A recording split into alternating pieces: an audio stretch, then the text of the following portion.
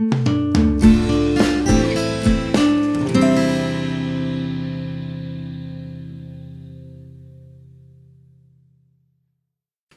also like to welcome our viewers on internet on Breslev, Israel, breslev.co.il. Thank you for joining us. We're continuing today the Shir on Hilchos Ben Adam Lachavero. Be'ezras Hashem will be speaking today about the mitzvah of Tzedakah, and in the coming 2 weeks, we're going to be speaking about Hilchos Chanukah. The general mashgiach of the program, Reb Mordechai Naim Shlita, asked me if I could please speak about Hilchos Chanukah, so we will be giving Chanukah shiurim 2 weeks before Chanukah in preparation for the Chanukah coming up. We're going to be continuing the mitzvah of Tzedakah. The last thing we spoke about last week, we spoke about how important it is to give a person the things that he needs. We brought the Gemara in Tractate Ketubos on the 67th page, second side, where the Gemara says, it brings a story of Hillel Hazaken, who was at the time, he was considered to be one of the most important sages in Am Yisrael. He was a president of Am Yisrael.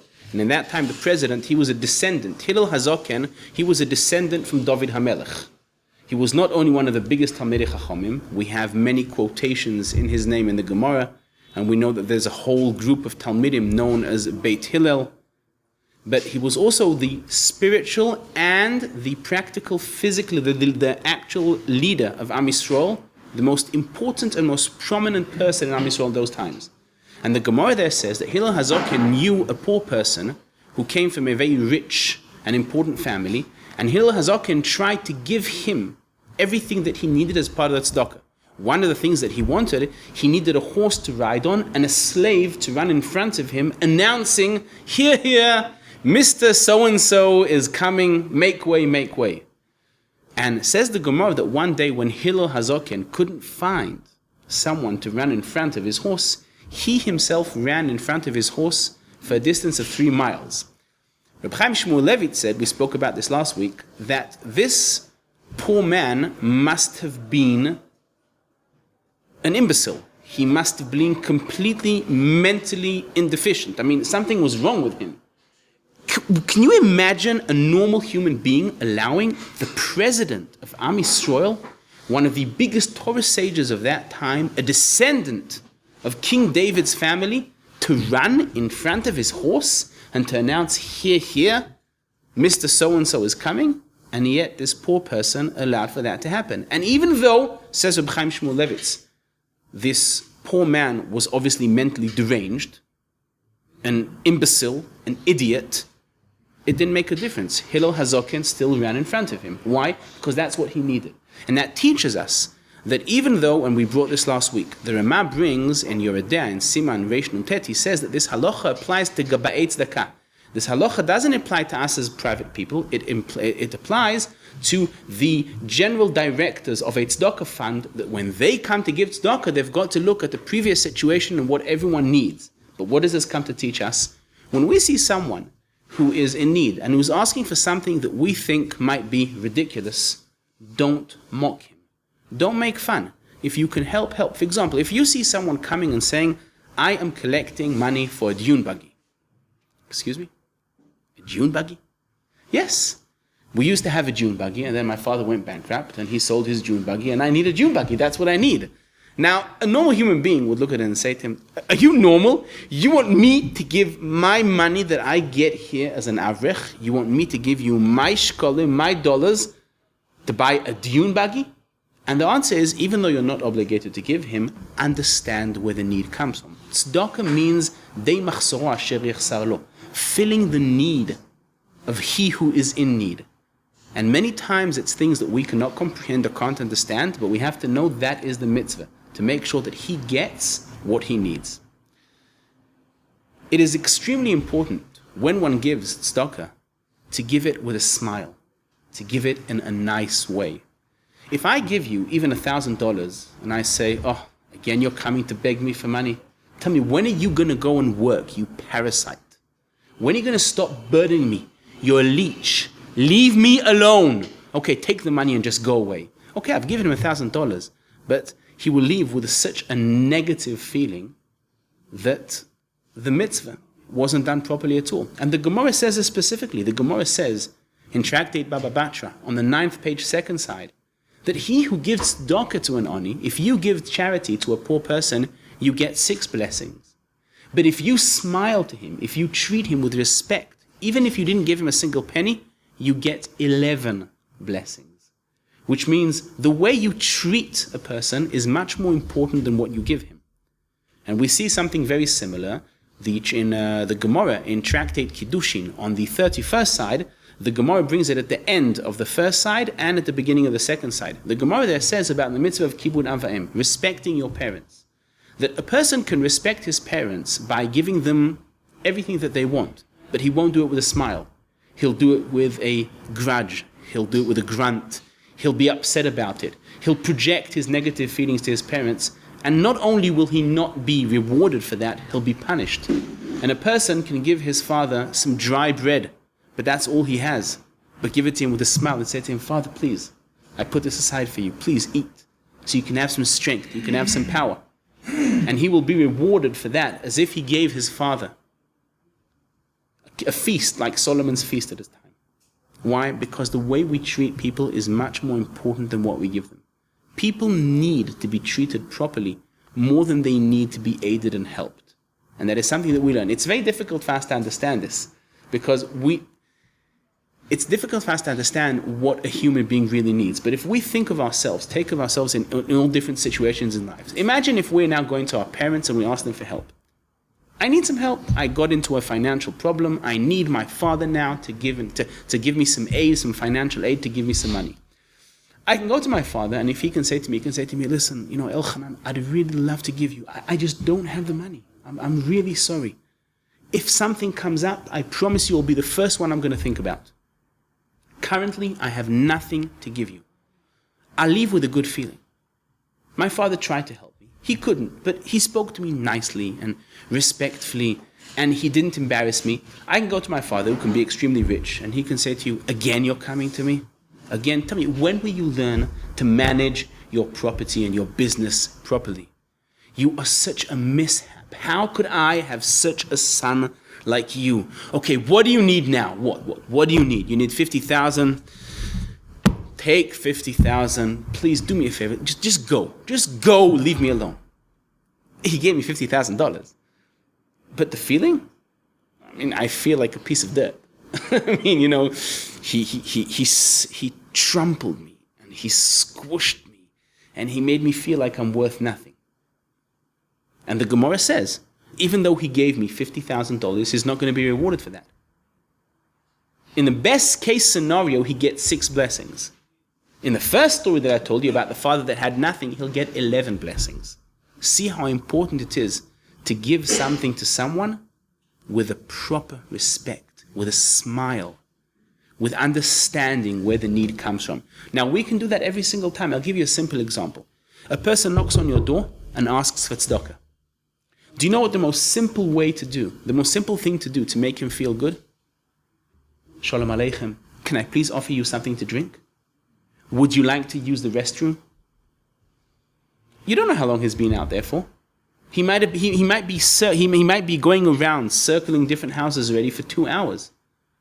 He might not have had anything to drink. He might need badly to go to the bathroom, and no one has offered him that simple human necessity. How will he feel if, Shalom Aleichem, how are you doing? Can I offer you something to drink? Would you like please to use the restroom? It's a completely different outlook. Even if you gave him a shekel because that's all you had, a shekel, you still get 11 blessings. And that's something that we can do every single time we give charity. Give it with a smile, with an understanding, with a bracha. May HaKadosh Baruch Hu bless you with abundance, and may you be one of the people who give and not one of the people who take. One can always give a bracha.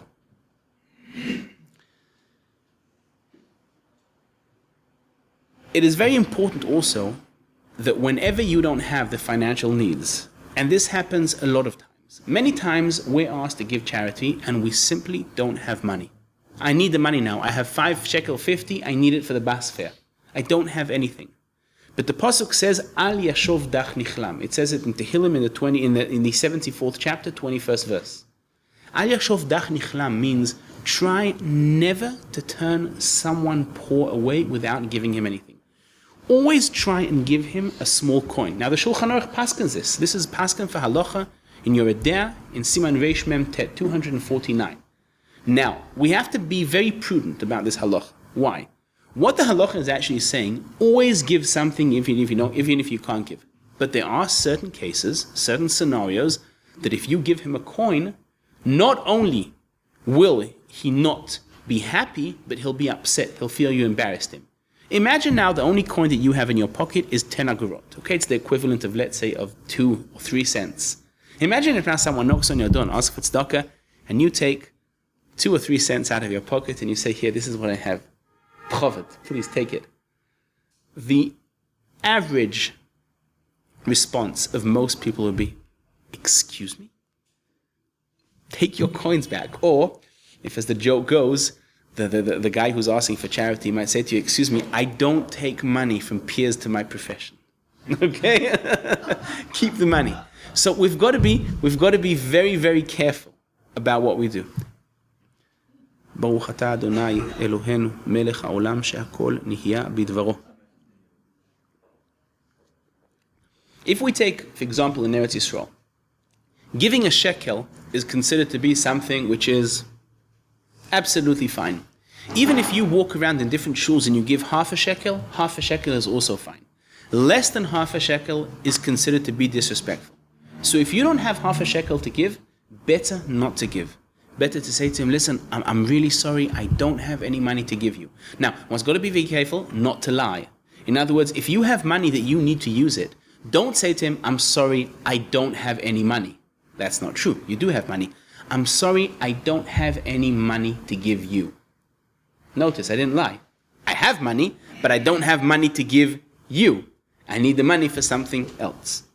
But if you don't have enough, better to just smile, apologize, but whatever happens, never disrespect someone who's asking for charity, and also never ignore.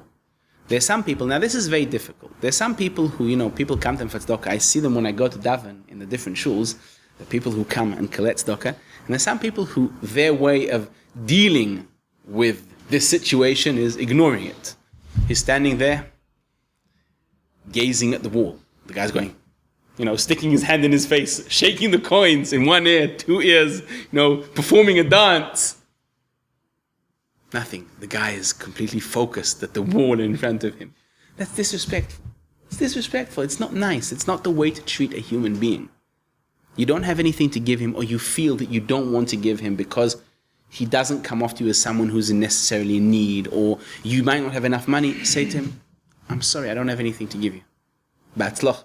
Wish him good luck. What? A fellow Jew, wish him b'atzlocha. Yes. If you're davening, the question was, if you're davening and someone asks you for charity, are you allowed to give him tzedakah in that case? Well, the halacha deals with that very clearly. There are places you're allowed to stop, there are places you're not allowed to stop.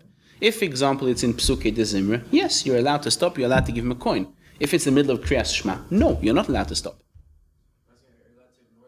Yes. The thing is like this. The thing is that also it depends who.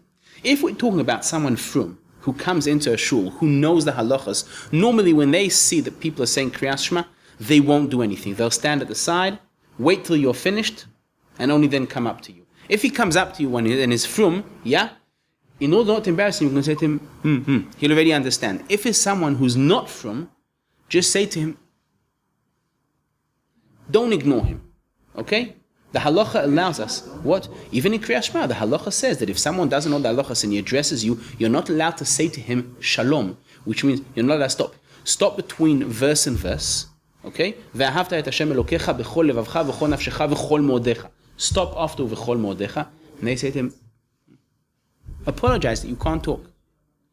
Okay, this is someone who doesn't know the halachas, he doesn't know you're not allowed to speak in the middle of a Kriyas Shema. Don't embarrass him.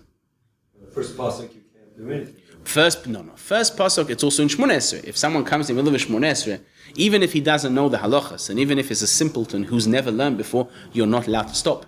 You're not allowed to do any insinuations, you're not allowed to hint him, you're not allowed to do anything. You ignore him completely. There's nothing one can do. This is a command we got from HaKadosh Baruch Hu, that HaKadosh Baruch Hu said, when you're davening Shmoneh Esrei, ignore the world. So in that case, we're not doing any Aveira, because HaKadosh Baruch Hu commanded us how to treat other people, Ben Adam L'Chaveiro, also commanded us when to ignore other people. So we're just following his decrees. Yes? The people that you know are collecting like to buy their fourth apartment in the old city or something like that. Those people you just say, I'm sorry, I don't have to give. Okay, this is a very good question. What happens if someone comes and he wants money and I'm certain that he doesn't need it for anything, he wants to buy his fourth apartment in the old city? Am I supposed to give him? Okay, first of all, since tzedakah is a mitzvah d'oraisa, the rule is sfeika d'oraisa l'chumra. If you're absolutely certain that you are willing to go to an Aron Kodesh, open it, hold a Sefer Torah, and vow, okay, a shvua d'oraisa, that you know that this person is not poor and is collecting money for his fourth apartment in the old city, then the answer is no, you don't have to give him anything. How many cases do you have that you're absolutely certain that he's not in need? In such a situation, give him a shekel. So a shekel was given to someone who's not in need. As they say in Yiddish, nish gefehlich. Nothing happened, it's okay. In most cases, you never know. You never know. Now, there are people, if you believe that a person is a conman, yes, you shouldn't give him. But you have to have, it has to be clear to you that he is a conman. For example, what is it clear to you that he's a conman? The guy you stood behind him yesterday in the bank, and you hear him going to the clerk. Going to the clerk sitting there, and the clerk says to him, well, listen, I'm really sorry, but the $20 million that you've put in the bank, I'm sorry, but we had to take off $2, okay, for bank fees. So you now only have $19,999,998 in the bank. And you were standing behind him when the clerk said that to him. And the next day he comes and he says to you, please, I don't have anything to eat. I have no money. I have nothing. And you've just heard that the guy is a millionaire. So in that case, I knew someone like this. I knew someone, but this with him, it was a mental disease. He used to sit every single Friday somewhere here in Yerushalayim at the entrance to a certain mikveh collecting money. When he passed away, he left more than $5 million. Okay? Now, with him, it wasn't because he needed the money. He had, most of the money that he had wasn't from collecting tzedakah. Everything he used to collect, he used to put in tzedakah boxes himself. He had lots of Yerushas and all these things from his parents and his wife's parents, and they had no children. It was a mental disease by him, sitting and asking for money. So, you can ignore him, or you can give him a shekel and say, what happened? I gave a shekel to a Jew. Now, what can happen with that? Now, when you know that someone is collecting money to buy with it things that are forbidden, you're absolutely forbidden to give him anything. For example, many times you'll see people standing at different intersections here in Eretz Yisrael, and you can see from the way they look that they are addicted to drugs. And those people, for certain, are going to be using the money to buy another drug dose or to buy alcohol. Even if they need food, you want to do tzedakah, give them food. Don't give them money. You don't know what they're going to do with the money. Those are people that you can see from the way they look. They are drug addicts, okay? What's called junkies. You don't give junkies cash. You want to give them food? Give them food. I once did that. I was shocked. I was walking up Rehov Agrippas here in Yerushalayim, and a girl came up to me. She must have been about 15 or 16. And she said to me, I'm starving. I haven't eaten. And I could see from the way she looks, she was a junkie. I went and I bought her, on one of Rehov Agrippas, I bought her a shawarma. It took me about 2 minutes to walk up Rehov Agrippas, and I bought her the shawarma, and then I was walking up the road, and as I walked, I turned my head to see what's happening. She finished the shawarma in less than 2 minutes. I mean, she was absolutely starved. So in that case, yes, that's a good tzedakah. Buy them food. Don't give them money, because the money is most probably not going to be going to food. It's going to be going to things that are forbidden. Yes? It tends to be that a lot of people who could like tzedakah smoke cigarettes. What? It tends to be that a lot of people who okay. like tzedakah smoke cigarettes. Now we're getting to an issue that I didn't want to talk about in this year, but we will refer to it since it was brought up. What do we do about cigarettes? Many people who collect smokes. Does the same rule applying to drugs apply to cigarettes? The answer is no. And why is the answer no? Even though most of today's Torah sages say absolutely and very clearly that you are not allowed to smoke, because all researchers show that smoking is dangerous, okay? And smoking is not only dangerous, it shortens your lifespan. There are psikas of Rabbonim who say that a person who smokes, you're not allowed to bury him together with other Yidden. He's supposed to be buried at the side of he's supposed to be buried outside of the fence, like someone who committed suicide. There are some who say that a person who smokes, okay, you're not allowed to allow him to join into a minyan. Some say that a person who smokes can't be an aid, he can't be a witness at a chasana. There are many psikas. Now, the averos that a person who smokes, according to those poskim, is v'nishmartem nafsho seichem me'od. He's putting his life in danger. Lo taturu achrei levavchem ve'achrei nechem. He is succumbing to his desires, to his negative desires by wanting to smoke. Okay? And not only that, it's an avera of velot asur, which means he's going against what Gedolei Yisrael say by saying not to smoke. Nevertheless, even though most of Gedolei Yisrael say you're not allowed to smoke, there are some Gedolei Yisrael who say you are allowed to smoke. So we're not talking about something that is completely forbidden. Now, even if we take the world of drugs, there are situations where you are allowed to give someone money to buy drugs. What situation? Who can think about? Medical. Very good.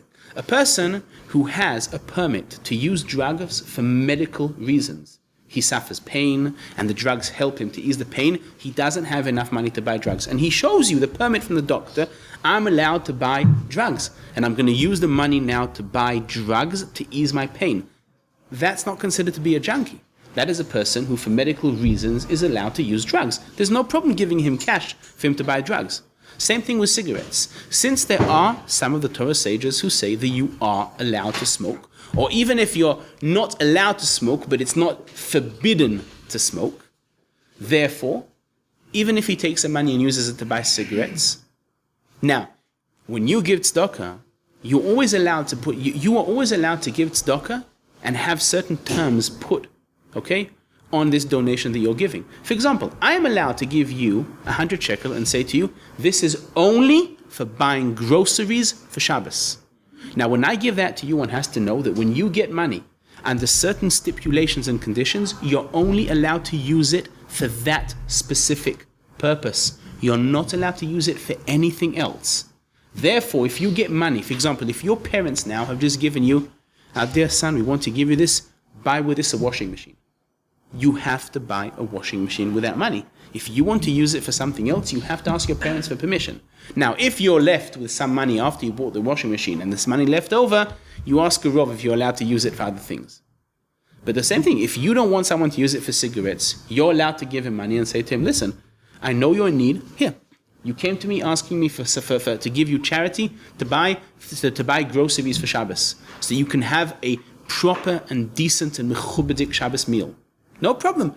Here's 200 shekel, but on one condition. This is only for buying the Shabbos necessities. This is not for buying cigarettes. You're allowed to do that.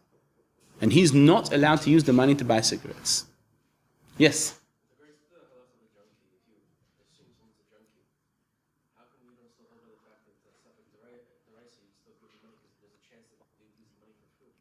No, because I'll tell you why. The question is a very good question. Even if someone, if I suspect, we'll not talk about suspect, talk about someone who I'm certain is a junkie. But since he might use the money for buying food, then maybe I should still give him tzedakah, because if we said it's a mitzvah from the Torah, how do I know what he's going to use the money for? The reason is that we have in halacha a halachic term called raglaim ladavar. Now, raglaim ladavar means that the thing has got feet. Now, that's the literal translation. What does that mean? That means that there is what called, in certain situations, you have such hardcore evidence and you have previous knowledge that it's already become as a near established fact that that's what is going to use their money. All researchers show that the first thing junkies will buy when they have cash is drugs. They will starve. Many junkies, for example, who are found dead every single year, die of starvation. They're so busy of buying drugs and of injecting these things to them, or smoking them, or sniffing them, or doing all the other things they do with the drugs, they forget to eat, and they die of starvation. So, in other words, we have here a near certain fact, which is backed by different researchers, that a junkie will most probably use the money to buy drugs. Therefore, since we have this is also an halachic term, I don't have to give him tzedakah. And as I said to you, you want to give him tzedakah, the best thing to do, give him food. He can't smoke it. Well, at least I think he can't smoke it. Maybe you've got to ask someone who's more well versed in what in a food engineer, what you can do with food. Okay, he can't smoke it. He's got to eat it. Now, he might take the food, he might sell it to a friend of his for a few shekels and take that money and go buy with that drugs. But you've done your part. You can see he's hungry, you bought him food. What he does with the food has got nothing to do with you anymore. The Shulchan Aruch in Siman Reish Mem Chet in Yoreh De'ah, in the 248th chapter, says that when we give tzedakah, we should try to give tzedakah from the best portion of our property. Now, where does that apply to us? I'll give you an example. Many times you'll see someone, he takes out his wallet. Someone's asked him for tzedakah. He has 3 coins in his wallet. All of them are coins of 5 shekel. Okay, which is the equivalent more or less of plus minus $1.20, $1.30. Now, 2 of those coins are very nice, brand new and shining. One of them has got a bit of this like brown, dirty taint to it. Now, our natural response is, well, we're giving tzedakah, I'm going to keep the nice coins, you take the filthy one. Absolutely not. When you give tzedakah, you've got to try and give it from the best part of your property that you have, referring also to coins. When you give a note, try give the newest note, not the oldest note that the sides are ripped at the side. And okay, what a good opportunity! I can get rid of the 20 shekel note that's already torn in the middle. Here, take it for tzedakah. We'll read to you what the Shulchan Aruch says. Harotze lizkot le'atzmo, he who wants to merit for himself, yachof yitzro hara v'yarchiv yado. What you have to do is you have to force your evil desires not to do good with other people, and allow yourself, train yourself, teach yourself how to give and not feel that these things belong to you. V'chol davar shu l'shem shamayim, anything that you're doing in the name of Hashem, anything that's a mitzvah, ihyeh mehatov v'hayafeh, will be of the finest and best thing that he has. And the Shulchan Aruch brings an example. Im bana beit tefillah, if you're now building a shul, ihyeh na'eh mi beit yeshivato. The shul has got to be a much more mechubadik house than your home. Sometimes we see this, and this is a sign of disrespect. You'll see people who live in mansions, these absolutely glorious houses. Got 3 floors and this electric gate and this beautiful garden. And the shul that he davens in looks like a cellar basement. The Shulchan Aruch says absolutely not. A shul, a place for Hashem, has got to be much more important, much nicer, much more beautiful than your home. The Shulchan Aruch continues, He'echil ra'ev, ya'achil me'atov ve'hamatok shebeshulchano. If you're now coming to feed someone has come to you, someone has knocked on your door while you're eating lunch, and he's starving, and you're asking him to join the meal, don't give him the leftovers, give him the finest portion. Why? Because you're doing a mitzvah. Mitzvahs are supposed to be done from the finest portion. We need to remember everything that we have is from Hashem. And if we think that it's not from Hashem, and therefore we'll keep the best for ourselves, and when we come to do Hashem's mitzvahs and commandments, we'll give the other person the lesser and the worst part, Hashem will very quickly teach us, you want to play with my property? No problem. You're going to eat that portion. Just wait. Continues the Shulchan Aruch. We're just going to finish what he's saying. Kisa arom yechasem hayafeh shebiksuto. Someone needs clothes. You're going to buy him money. Don't buy him the cheapest coat, the cheapest shirt that you can get. Buy him what you're wearing. I heard this incredible story. Someone told me that his daughter was getting married, and a very rich person decided that he is taking it upon himself to pay for all the daughter's needs, all her clothes, everything. And do you know what this rich person did? His wife went out shopping. She went out shopping together with her daughter and with this person's daughter. Everything she bought for her daughter, she bought her. Exactly the same, if she wanted it. The same cost, the same quality. That's the Shulchan Aruch. You're giving someone tzedakah. You want to allow him to buy a coat. How much does the coat that you're wearing costs? 500 shekel? Don't give him 50 shekel to buy some cheap second-hand, coat with what's called the holy coat, the coat filled with holes. You want to do the mitzvah properly? Do it the way you should do it. Give him the finest that you can give. Hekdish davar, yakdish ma'yafeh shebenechasav, וכן נאמר בתורה לגבי הקרבת קורבנות מעולים כל חלב להשם. Just like when we sacrifice a korban to Hashem, we've got to give the best behemoth, the best animal that we can find in our flock. Same thing when we do a mitzvah. It's the same thing with tzedakah. You want to give tzedakah? Give the finest tzedakah that you can give. Don't disrespect the mitzvah. Remember, you're doing this for Hashem. When we give tzedakah, we're doing it because Hashem commanded us to do tzedakah. Someone wanted to ask a question? Yes. So, a lot of times you go outside, like, passing by a shawarma store, there's a falafel store there also, and the guy tells you he's starving, right? And he says, no, I only want the shawarma. That means what the rabbi is saying is now that's what you have to give. Not that's what you have to give him, that's what you should give him. Now, again, if you have the money and you have the ability to afford to buy him a shawarma, if he goes to you and says to you, no, I don't want a shawarma. See this restaurant? This appears on the Michelin guide. Okay? I want to eat there. 250 shekel first course, full meal, business price, only 700 shekel. If you have the money and you want to do the tzedakah properly, you take out 700 shekel, you give him. If you don't, you say to him, listen, sir, I'm really sorry, but I can't afford to eat in such a restaurant. I can't allow you. I can buy you a shawarma. Yes. Someone has a house that's new and a shul that's not new. What obligation do you have to operate the shul? No. The Shulchan Aruch was speaking about someone who's building a shul, not someone who's davening in a shul. But what that means is if you're now davening in a shul and you want to give tzedakah, now this is not something that applies to a private person. It applies to the kehillah as a whole. How can a shul, be with simple plastic chairs like this? Would you put those chairs in your house next to your dining room table? Well, if the answer is yes, then it applies to the shul. But if the answer is no, if in your house you bought a dining room set that cost you $15,000, okay? I mean, we're talking here about extremely fine quality workmanship and very good quality chairs, then how can you sit in your house at the Shabbos meal on proper, mechubadik, nice looking expensive chairs and allow the shul to have simple, old, beaten up plastic chairs? Doesn't work that way. What's a person's personal obligation? A person's personal obligation is to speak to... No, so you've got to speak to the gabbai and say to him, listen, I don't think that the chairs here are respectable enough for a shul. I think that maybe the gabbai should speak. Maybe we should have a fundraising to buy new benches, new chairs for the shuls. I'll be willing to give a nice sum of money because I think it's important. It is. And you know something? That is one of the biggest differences between Ashkenazim and Sfarim.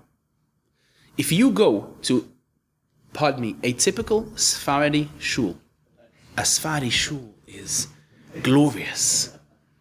The chairs, they're all padded. They've invested so much money in making the shul a bet mikdash me'at, a small Beis HaMikdash. Many times you go to Ashkenazi shuls, they've got no problem davening in some warehouse with plastic chairs, plastic tables, a bomb shelter. Okay, if you want to go deeper down, it's very halachically, it's very problematic. It's very problematic. A shul has got to be the place of God. A place of God is supposed to look like a place respecting Hashem Yisbarach. Not like a place where you just come to, oh, come on, I've got to daven now, let's get it over with and quickly run out of here because there's a really bad odor in the shul. Maybe it's because we're on the -7th floor, under underground because we didn't want to spend more than 200 shekel rent a month. So that's what we got. It doesn't work that way. If we really thought properly and we realized that what we do for Hashem has got to be more important, we'd always think about what Hashem needs and what Hashem wants and not about what we need. Another important part about giving tzedakah is the highest virtue of tzedakah is what's called matan tzedakah basetir, giving charity without anyone knowing about this act. Now, the best thing is more so. The Rema brings in Yoredea, in Siman Reish Mem Tet, 249, the Rema brings that a person who constantly brags about the mitzvahs of tzedakah that he does, he might not even get he might not even get rewarded for that in the afterworld. Why? Because Hashem does not want you to brag about the mitzvah of tzedakah. Now, the highest level of tzedakah is when you do not know who you're giving to, and when the person who got doesn't know who you're giving, who we got the money from. That's why today the best thing to do with tzedakah is to give the tzedakah to a gabbai, to someone who's in charge of giving tzedakah, to someone who you know that many times tzedakah money goes through him. You give him and say to him, please give it according to your want. You can also say to him, I'd like please for you to give this only to someone who sits and learns Torah. But then the person who got the money doesn't know who the donator is. He only knows there was a middleman who gave the money. He passed the money from A and gave it to B. A doesn't know who got the money. B doesn't know who gave the money. That's the highest level of tzedakah. Why? Because no one's embarrassed. Imagine now, let's get an example, okay? Imagine now if I see one of you here in the street and I can see that you're undergoing a difficult financial situation. And I open my wallet, I say, here, please, take 400 shekel, that's what I have. The next day when you'll see me, you'll be a bit embarrassed. No one likes being a person who takes. We all want to have the financial funds to be able to give.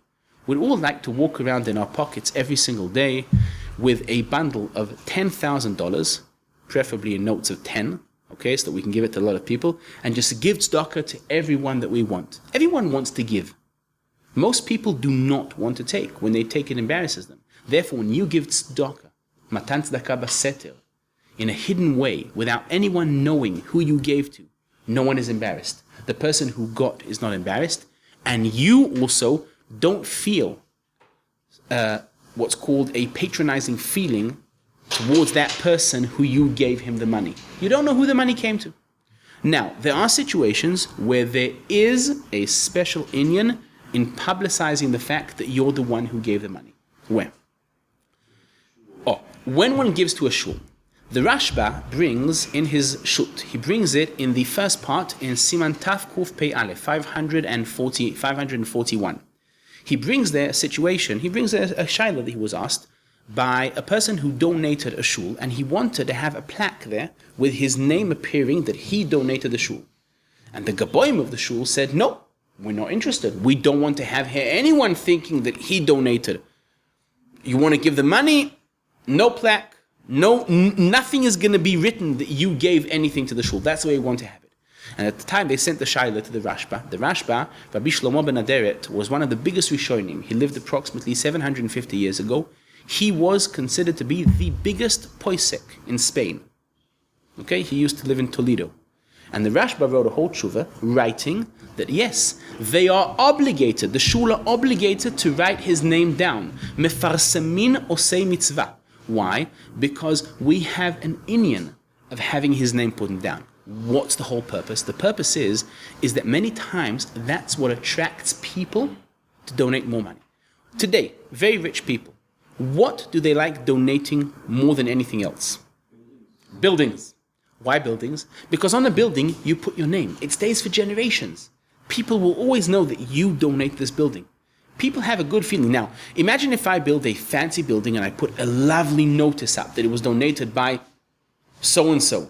It gives people a yearning. Oh, I also want to donate money. I'd also like to have a building. I'd like to have the Elgrod building for Torah and Tzedakah. I'd also like to have that. Therefore, says the Rashba, you are allowed to put someone's name, and not only are you allowed to, but there's also an advantage, not a chiyuv, you're not obligated to do that, but it's important to put someone who donated something to a shul, to put his name for everyone to see, because that brings people to donate more money. And the Shulchan Aruch paskins it, and you're there in Siman Reish Mem Tet. The same Siman where he said that the highest virtue of tzedakah is giving tzedakah without anyone knowing, nevertheless, when the purpose of donating your name is for people to know that you've given this, and for people themselves to give more money, you are allowed to give this. Another example, this was a shaila that I was once asked. There was a person who was very, very makpid never to have his name put on anything. But he's known in his kehillah as a very serious, a very established person, and people trust him. And for the sake, we'll call him Mr. Cohen. And Mr. Cohen donated a large sum of money to build a shul in his town. He donated, I think, about $3 or $4 million. And he did not want his name to appear. But he said that the Gaboim came up to him and they said, listen, we have a problem. To build a shul, we need at least $5.5 million. Now, if people knew that you donated money for the shul and donated such a big money and your name appeared, people will give money. People will know that everything here is run properly. People trust you. Where you put your money, it's considered to be a good investment. And he called me and he asked me, is he allowed to have his name put on? And I said to him, yes. I said to him, since the purpose of having his name is not for him to feel proud about the act that is done, is not for him to feel that he's better than others, but it's to attract more people to donate money, yes. You are allowed to do that. Not only are you allowed to do it, in his situation, I told him, he's obligated to have his name put on the shul for people to donate money. Yes.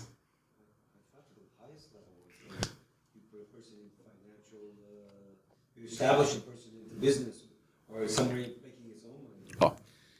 In Job, in the 36th chapter, on the second verse, it said, Katar li ze'er va'achaveka. If you wait a bit, I'll show you what I mean.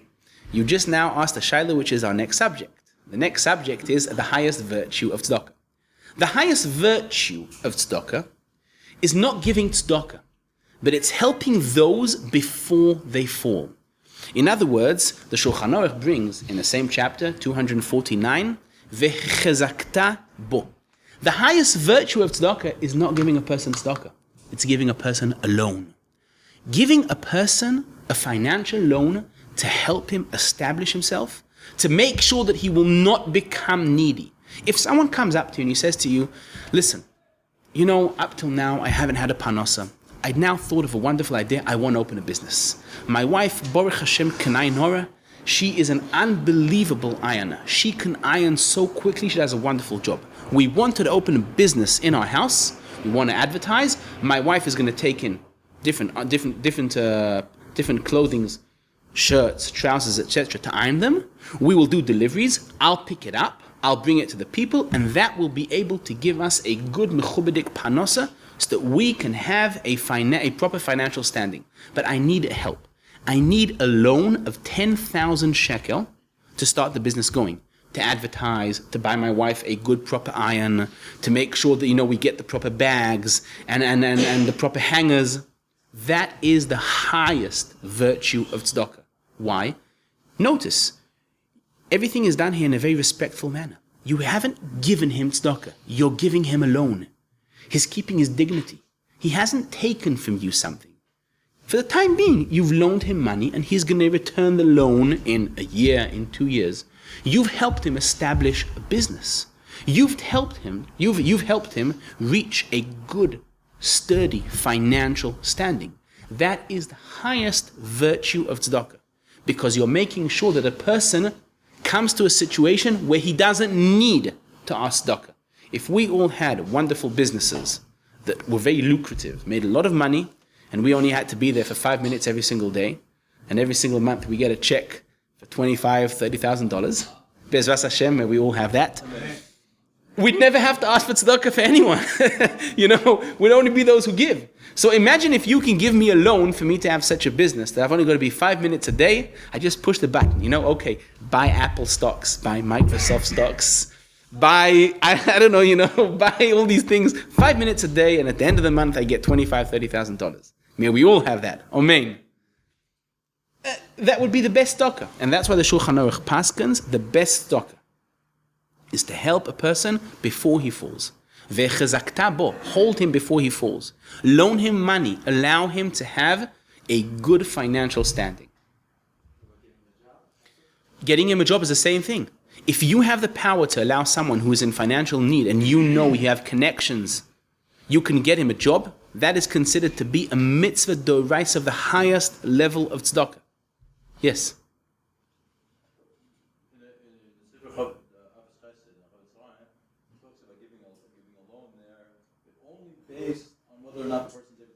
Oh, okay. Very good, Shaila. In other words, am I allowed to give a loan based on the fact that a person is not allowed to give it back? You're talking about starting up a business. So the question is, very good. Now, since we start up a business in Israel, the statistic says that between 70 to 80% of small businesses manage to collapse within the first 2 years, and they don't continue.